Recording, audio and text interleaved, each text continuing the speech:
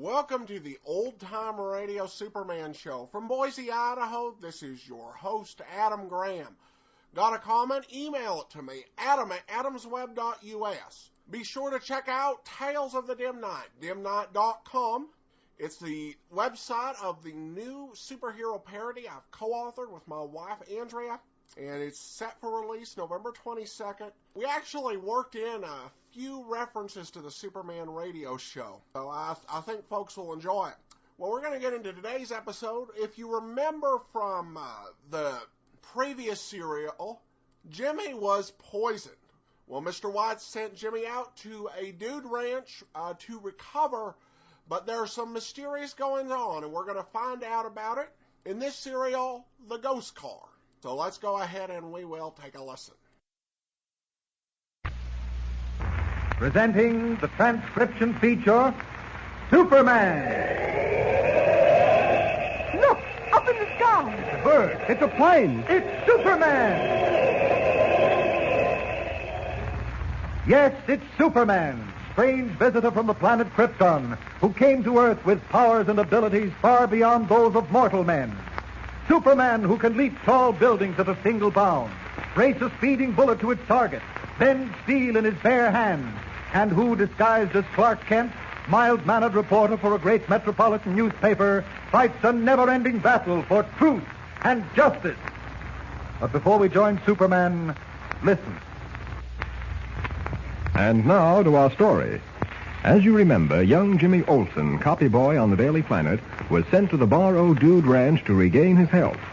Situated high in the hills, the rolling acres of the ranch can be reached only by way of a dirt road that winds tortuously up the mountain.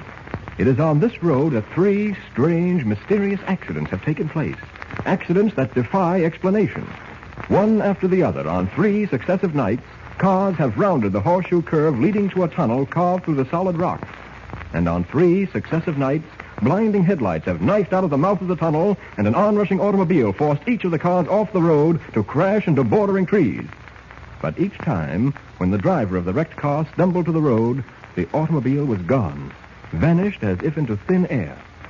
As our story continues today, Jimmy Olsen is calling Clark Kent long distance to report the mystery. Listen. Operator. I'm trying to get your party, sir. One moment, please. Oh, gosh, I think I was calling Europe instead of Metropolis. It takes us so long. Here's your party, sir. Hello, Mr. Kent? Hello, Jimmy. How are you? Oh, I'm fine, Mr. Kent. But something terrible has happened up here. What? I said something terrible has happened up here. What is it? A lot of accidents. Automobile accidents. Great Scott, were you hurt? I can't hear you. There's a clicking in the phone. Are you all right? Were you hurt? Oh, no. I wasn't in any of the accidents. Then why are you calling long distance? Because there's a big story behind the accident. I want you to come up here and cover it. What's it all about? Well, there were 2 smash-ups earlier this week and another one about an hour ago. Something funny's going on. Now, look, Jimmy, you were sent to the Bar-O Ranch to rest, not to play detective. I know, but these aren't just ordinary accidents. There's a ghost car. A what? A ghost car. They've been trying to keep it quiet, but I found out about it. Did you say ghost car? Yeah, it disappears after every accident. That's why I want you to... Hello? Hello? Mr. Kent, are you still there? Hello? Operator? Oh, we were cut off. Operator? Hello, operator?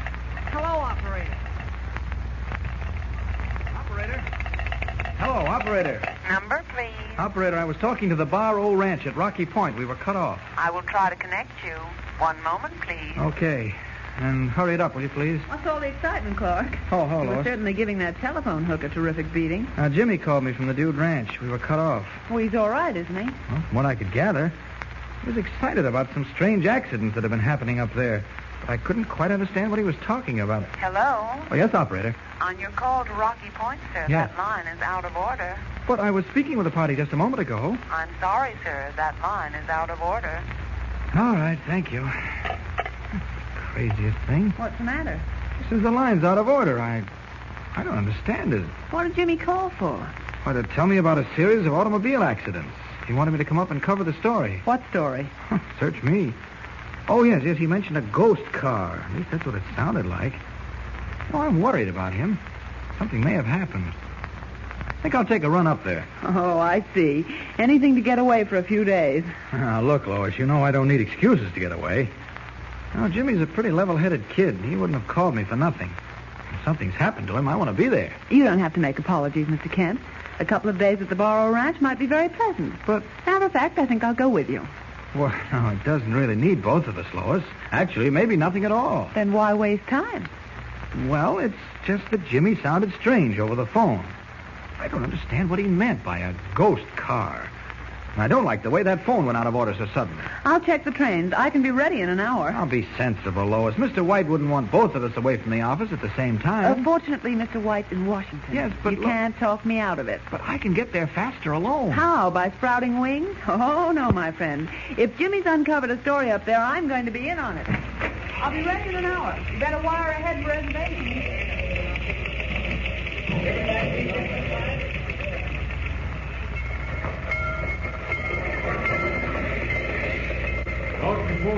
Rocky Point. Thank goodness we're here at last. I've never been on such a dirty train. You were the one who insisted on coming. Don't complain to me. I'm not complaining. I just don't like dirty trains. You better go ahead. I'll take the bag. Okay. Watch the steps. I've gotten off trains before, Mr. Kent. Port! All port!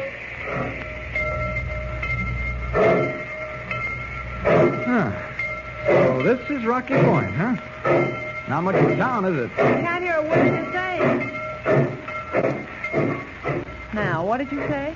Just that it isn't much of a town. No. Well, now let's see what we can do about getting some transportation to the ranch. Isn't that man wearing a cap the station agent? Yeah, I guess so. Let's go over and talk to him. Right. Excuse me, can you tell me if there's a bus or taxi around? Well, we ain't got no regular taxi, but I got a car, and I'd give folks a lift sometime. Private like. Oh, good. Have you time to drive us now? I reckon so. Just closing up the station. Oh. Where's the car? I'll put the bags in. That's it. Parked right over there. Thank you. Come along. I thought you said you had to close up the station. Well, that's only a manner of speaking, miss. There really ain't nothing to close. There you are, mister. Stow the bags right in the back and hop in. All right. All right, Lois, get in. Okay. That's it. Turn the thing. Don't turn over. There we are. Well, mister, where to? The Barrow Ranch. What's that you said? The Barrow Ranch. Oh, what's the matter? Did your motor stall? This is as far as we go, mister. Better take your bags out. Say, what is this? You just said you'd drive us. Changed my mind.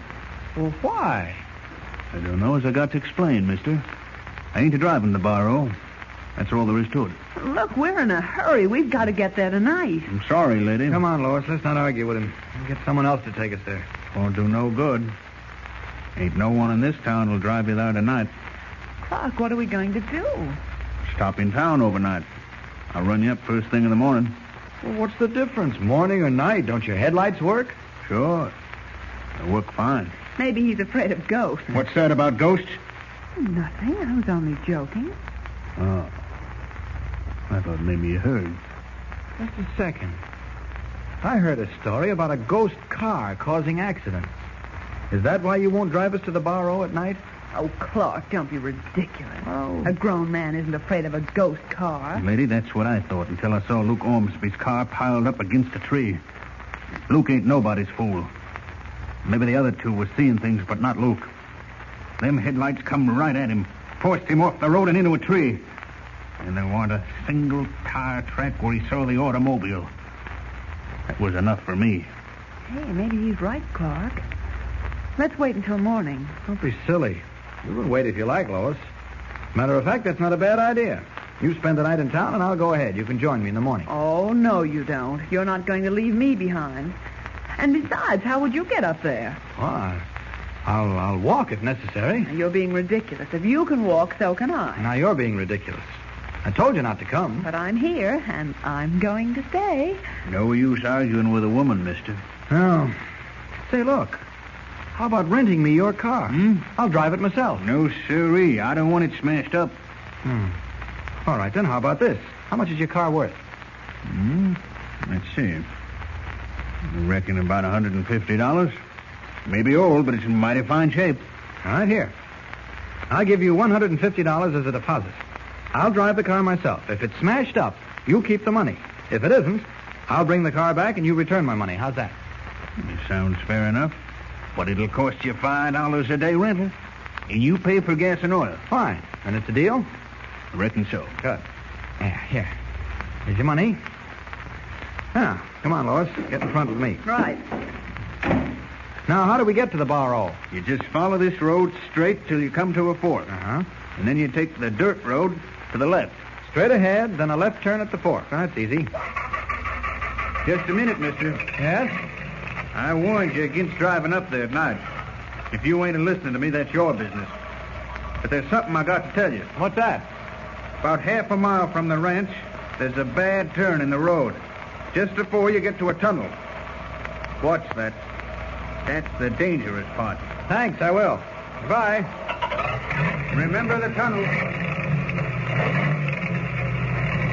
Driving the station agent's old car along the winding road, Kent and Lois go on to the Bar O Ranch.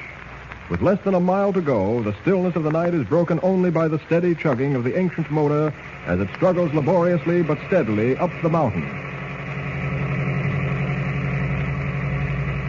I'll be glad when we get there. You're not worried, are you? No, not exactly. But I can't help feeling a bit nervous in talking with that station agent. Well, I can't help reminding you that coming along was your idea. Oh, Kent, if you mention that once more, Oh, now, wait a minute, Lois. Wait, I'm sorry. Let's change the subject, huh? I hope Jimmy's all right. So do I.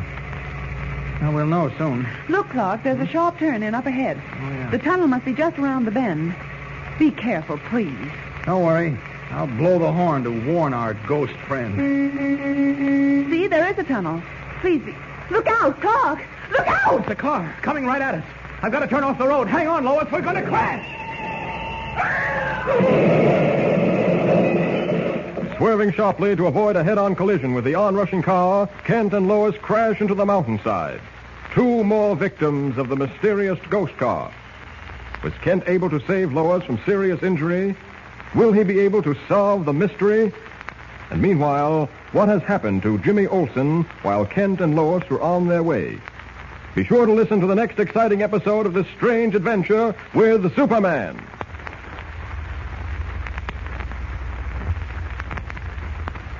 Don't forget, tune in again for the next thrilling episode with Superman. Look, up in the sky. A bird. It's a plane. It's Superman. Superman is a copyrighted feature appearing in Action Comics magazine.